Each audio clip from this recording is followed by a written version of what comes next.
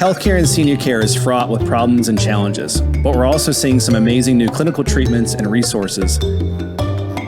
This show will help illuminate and uncover the good, bad, and the ugly in order to equip patients, families, and other healthcare providers. Welcome to Senior Care Confidential. Oftentimes for seniors, healthcare is entered into during crisis mode.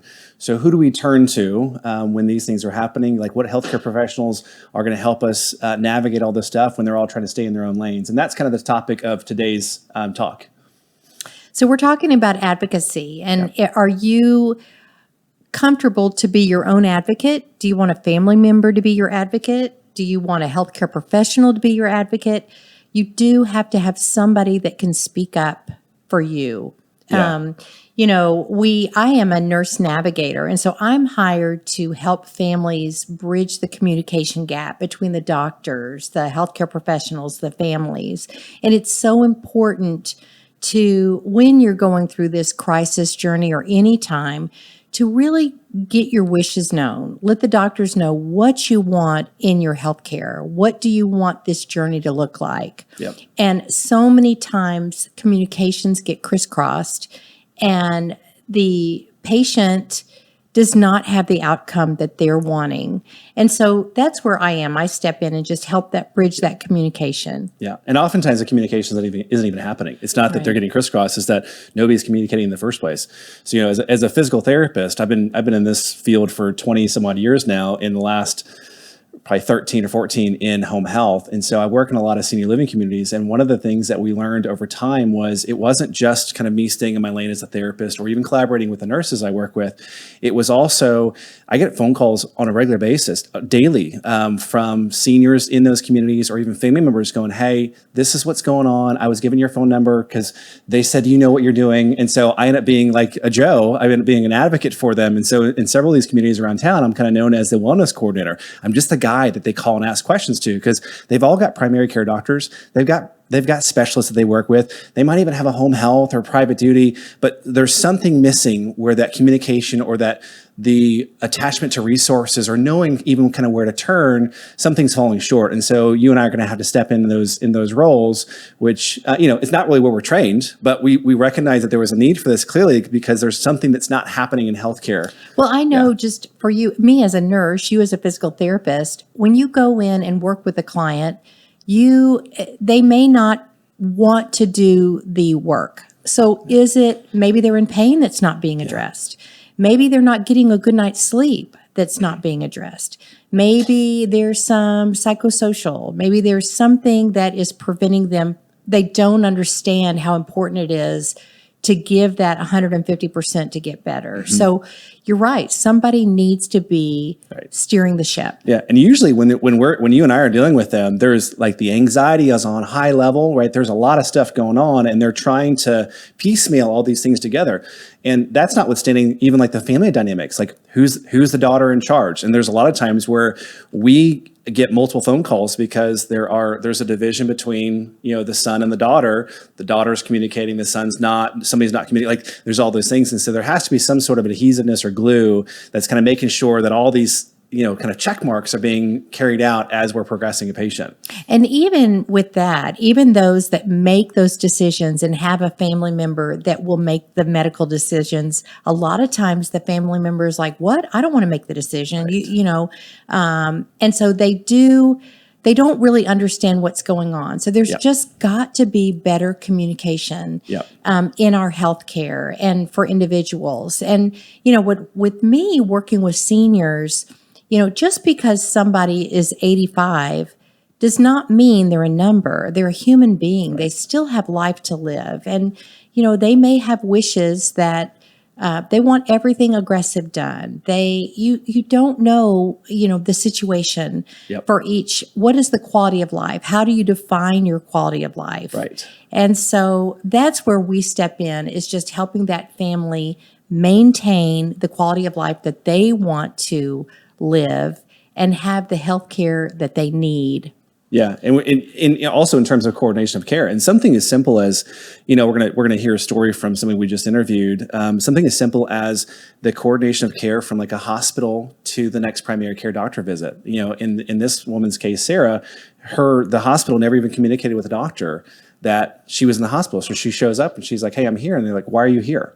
We see it oftentimes. We have a patient who goes from they have some sort of a fall or an injury or healthcare crisis, a congestive heart failure flare up or something, and they go to the hospital, and rightfully so, the doctors and the medical team there have to adjust medications to kind of stabilize the patient, and then they may not be ready to go home yet, so then they go from the hospital to the rehab center or the skilled nursing facility, and now the meds change again because now we're having to look at things a little bit differently, and then they go home from there, and now they've got 3 different med lists. We've got a med list from the hospital, we've got a med list from the skilled nursing facility or the rehab hospital, and now we've got the previous med list they were on, and they come home and go, "Brian, I have no earthly idea what I'm supposed to be And taking." then they call their primary doctor who says, "I don't know because I haven't seen the patient. Right. So you need to bring your patient in." Well, what if the patient is bedbound and can't come in? Yep. And so what do you do? Who is in charge? Yep. So that's where we are, with our friend Sarah who's calling in.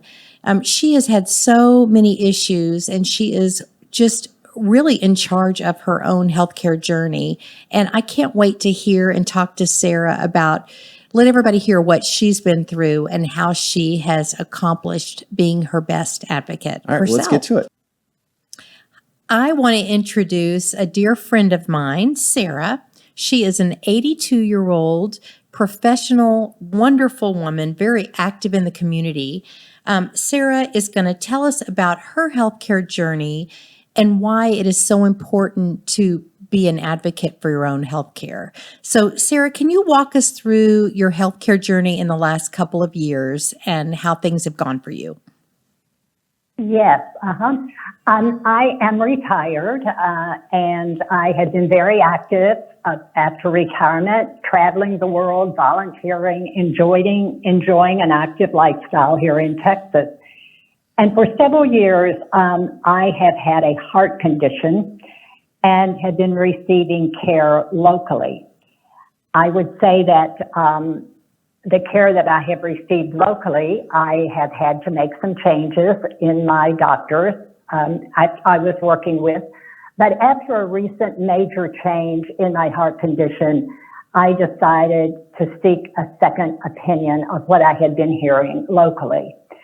And as a result, I decided to go to the world's #1 heart hospital, and that is to go to Cleveland Clinic and ask for a second opinion.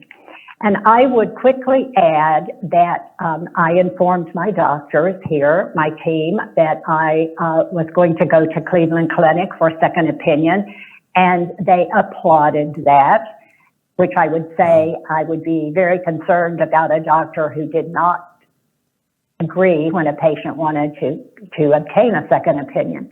So I went to Cleveland Clinic and returned recently, and I realized that everybody cannot go to Cleveland Clinic, and first thing people usually think of is it's going to be very costly, which you need a hotel room and a plane ticket or a tank full of gas, but it is not what you would think would be very costly to go. The reason I chose Cleveland Clinic is I felt that I was being my own coordinator of my health care. And I can say more about that later because that really encouraged me to go to Cleveland Clinic, where they actually take a very comprehensive team approach when they address each patient. And that is that they assign a coordinating physician who then pulls all of the other disciplines together that you might need. And I did return recently, and I returned with a different diagnosis than I had received here in Texas. And of course, that was concerning. I believe that's part of the reason for that different diagnosis is that Cleveland Clinic uses, first of all, they're a multi-specialty research institution. but they use advanced methods, many of which are designed there, and advanced technologies. And so as a result, I returned with a different diagnosis, which now I will be sharing beginning tomorrow with my doctors here, and so that we can move forward not only locally, but when I return to Cleveland Clinic. So Sarah, and I will be returning soon. So tell, I know you shared with me when we were prepping for this interview, what happened with your doctors here in Texas and the reason that you wanted that second opinion. There was a situation with a physician here in Dallas. Can you share that with us? Right. I'll be happy to. I had been going to a particular heart doctor here in Dallas for many years, and I should have been more alert to the kind of feedback I was getting. There were times that I would accept everything's okay, the test went fine, and finally I began to say to this doctor, but I don't feel fine. I have a great deal of pressure in my chest. It comes unexpectedly. Sometimes it can go down my left arm. And the pressure's so great, I literally have to take my bra off. And I'm very uncomfortable. And her response to me was, perhaps you need a new bra. And I was flabbergasted. And my thought was to say, which I did not, no, I think I need a new doctor. And so after many years, I left that practice and I found other doctors to work with. And they were cooperative, but again, I was kind of my own coordinator, as I found in Cleveland. I have a coordinator there, but I was my own coordinator. Yep. And I decided at that point, I wanted to get a second opinion because recently I've been told my condition is worsening. I guess one of the ways that I would really compare it is I built a couple of homes in my day, and I realized who would build a house without a general contractor? Who would build a house without having a blueprint? Yep. And who would build a house in which each room was handled by a different builder and no one really was coordinating everything? Yep. That's kind of a maybe silly example. No, but I think that's a perfect analogy because we look at it the same way. Because you're trying to coordinate the cabinet carpentry with the flooring guys, with the paint guys, and all of those things have to happen in a certain sequence and coordinating. And so in a healthcare context, you're kind of becoming your own general contractor, so to speak. And so you've kind of learned that in real time and realizing that you had to go a different route to find that route, the role that would help you with that. And I know, one thing you shared with me too was about your hospital stay and your post-op visit. Can you share that as well? Well, yes, I'll be happy to. I was admitted to the hospital from emergency to the hospital, and the hospital contacted my physician, my heart doctor. And my heart doctor did not happen to be perhaps on call to come to the hospital at that time. So one of her associates came. And then later, the nurse called and said she understood that I was out of the hospital. And I said yes. And so the doctor, she wanted me to come and see the doctor. Now, I walked into the room and sat down. And when the doctor came in, she said, "So what brings you here today?" And I said, "Pardon me? What brings me here today? I just got out of the hospital. This is my post-discharge appointment. Did your associate not tell you? Did the nurse not mention it to you? I mean, does no one know why I'm here today.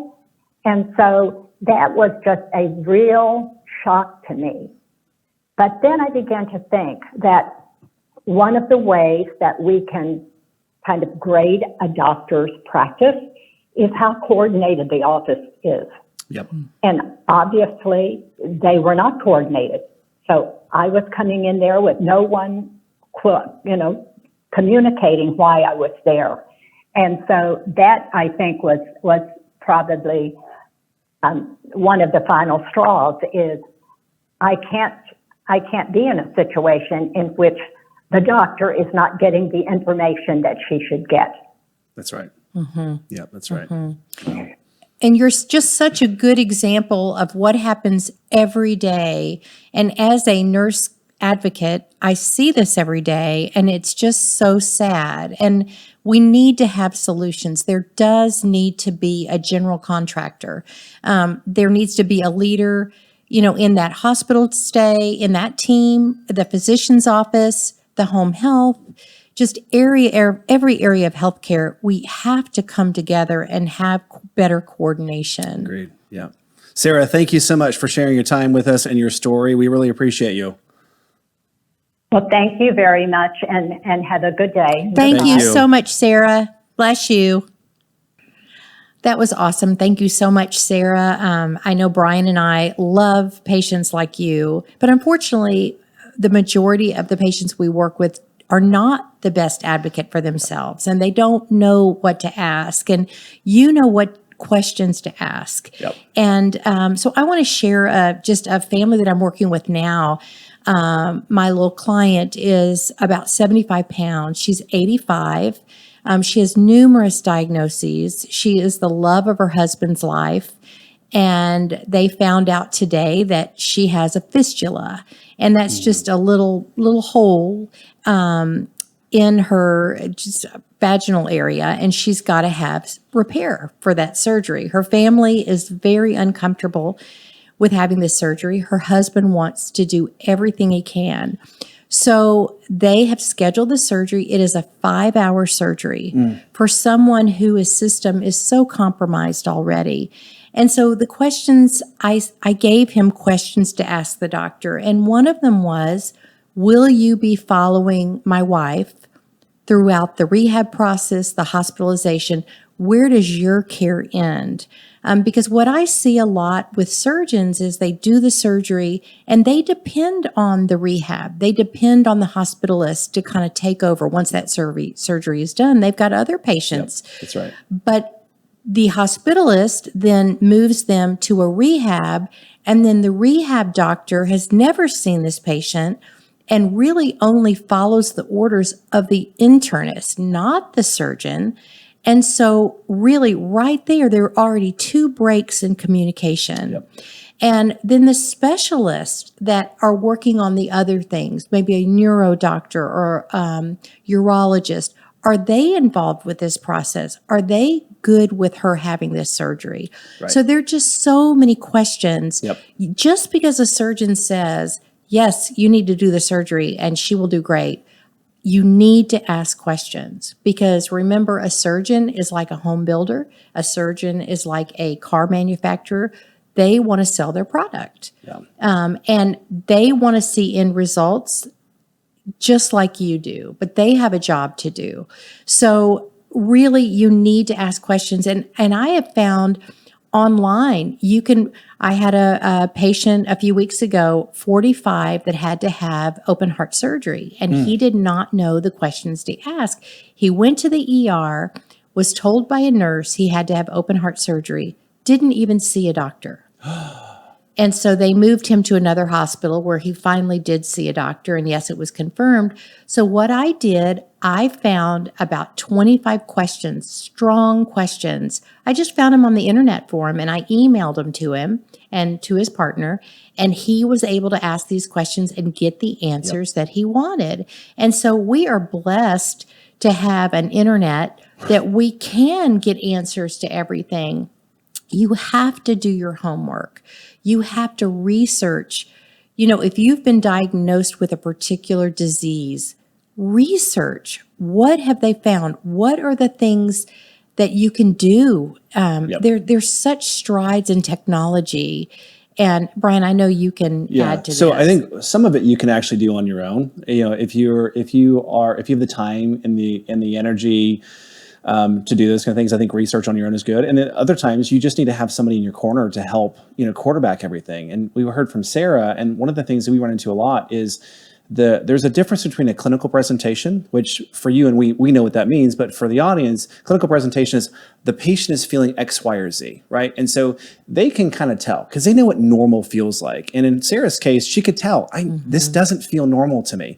But her lab values and whatever tests the doctors did on her said, no, you're good. But she knew. And so this is another one of those areas where they need to be advocating for themselves or hire somebody to work with them to help with that, because there are things that we just can't, as smart as we are in medicine now, there are just things that are unknown to us. There's things that we miss because, it doesn't line up with what we think. And I think in certain circumstances, those things are necessary to kind of flesh out too. And sometimes we can do those on our own, and sometimes it takes somebody else to kind of help. I had a recent experience myself. This is the first time I've ever been in an inpatient hospital. And the staff was lovely. The doctors were great. The challenge I had was on the back end. I needed to have the results of whatever test they were giving me, and they had not uploaded it to the chart.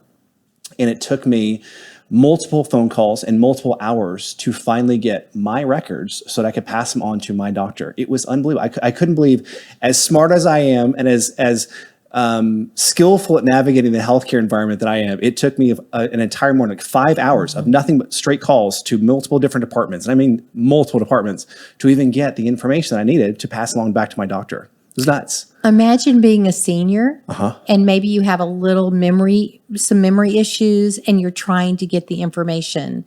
I had a patient as well, was in a rehab, and I had a HIPAA form signed, so I was able to advocate for the family, and I asked for medical records, and it took a week.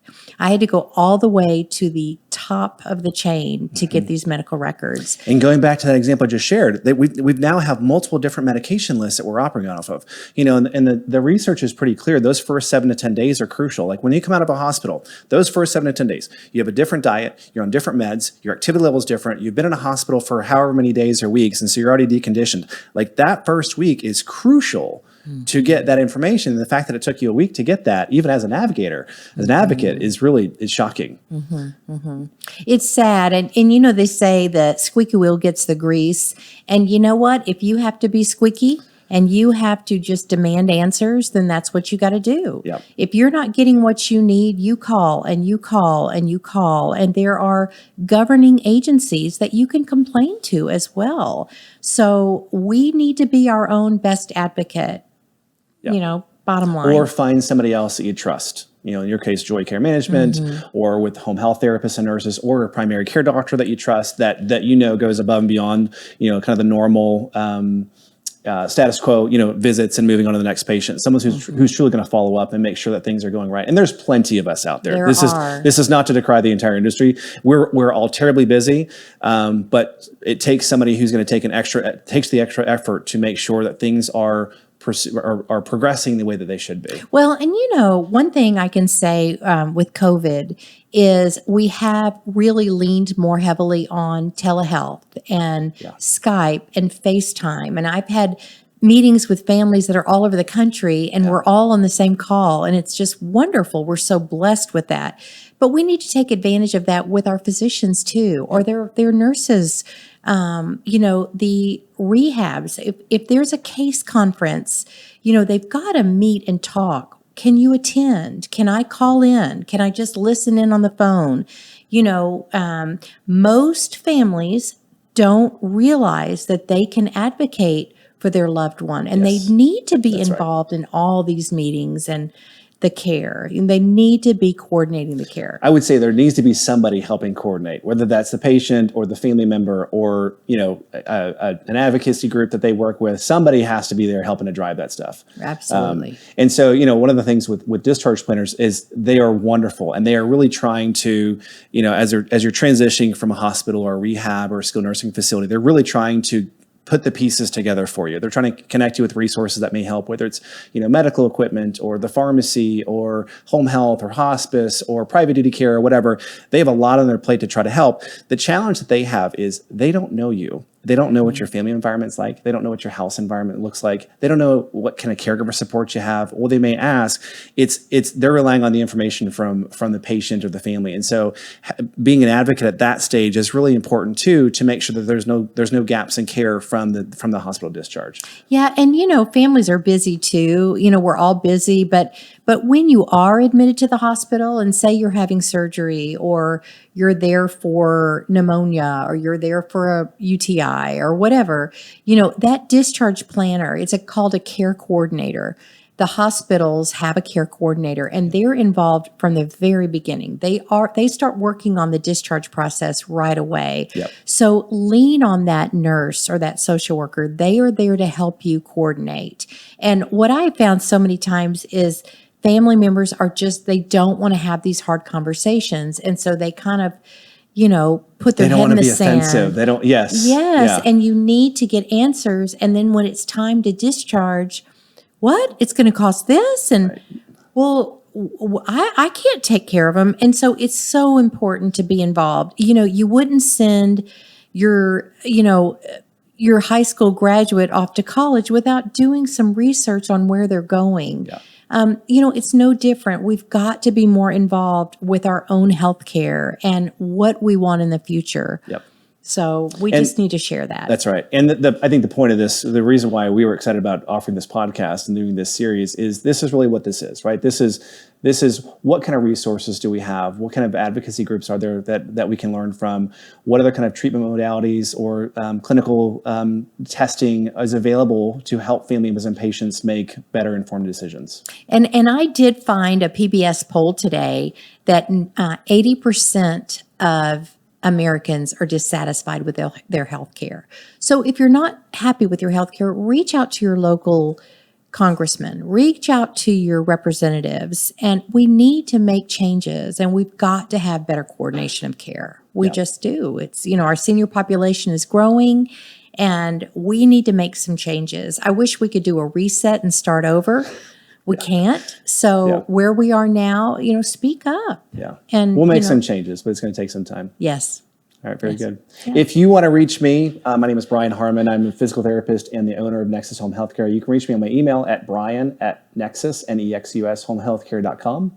And I'm Jo Alch. I am a registered nurse and a concierge nurse navigator, and I'm here to help you. You can reach me by phone, 214-415-3779, or you can always go to my website, joycaremanagement.com, and you can contact us, and I would love to talk to you anywhere and all over the country. We can help. Just we're a phone call away.